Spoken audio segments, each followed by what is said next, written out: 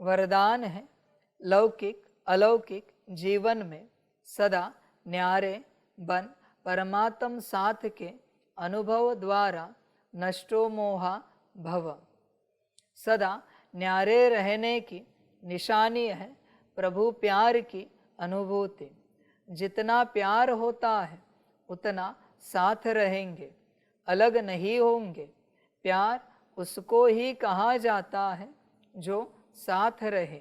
जब बाप साथ है तो सर्व बोझ बाप को देकर खुद हल्के हो जाओ। यही विधि है नष्टो मोहा बनने की। बच्चे ध्यान में रखना, बाप आत्मा का बोझ लेता है, नाम रूप का नहीं। नाम रूप के स्टेट में हो और तुम बाप को बोझ देने की चेष्टा करोगे, नहीं लेगा, नहीं लेगा। आत्मिक स्वरूप में रहो, जो चाहे बोझ दे दो, लेने के लिए तैयार हो।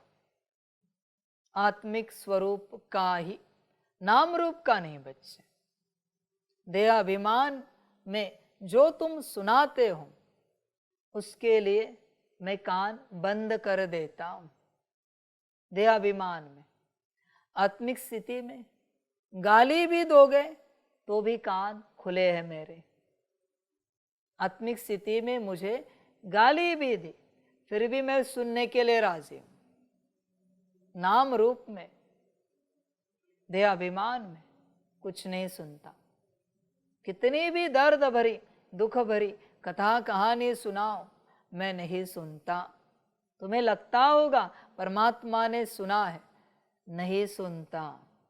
ध्यान में रखो, परमात्मा किसी भी नाम रूप की नहीं सुनता, कभी नहीं सुनता।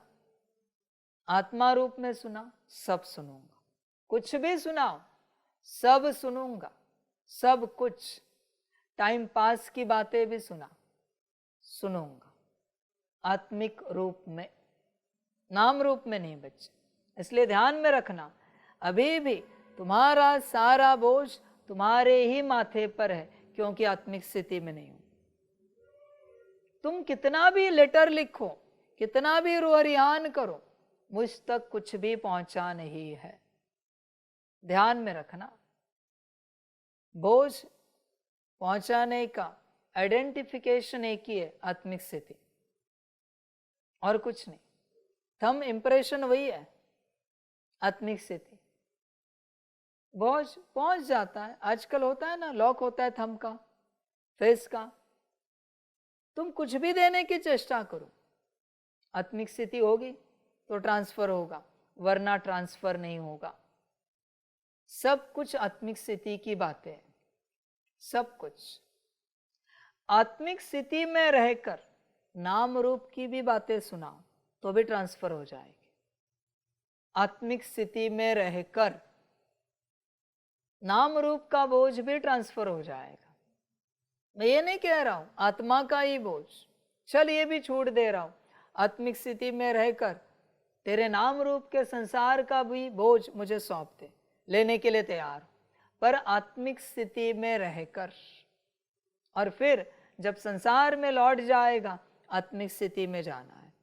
जैसे नाम रूप में आया, तेरा बोझ तेरे पास वापस, तत्क्षण। मैं कुछ नहीं कर सकता उस बात को। आत्मिक स्थिति में आ पूर्ण रूप से, और जो चाहे परमात्मा को सौंप दे। परमात्मा लेने के लिए तैयार है, और दोबारा लेना नहीं उसे वापस। बोझ एक बार सौंप दिया, वापस लेना नहीं है। संकल्प से, भाव से, वृत्ति से कि मेरा है, दे दिया ना उसे, अभी जिम्मेवार हूं।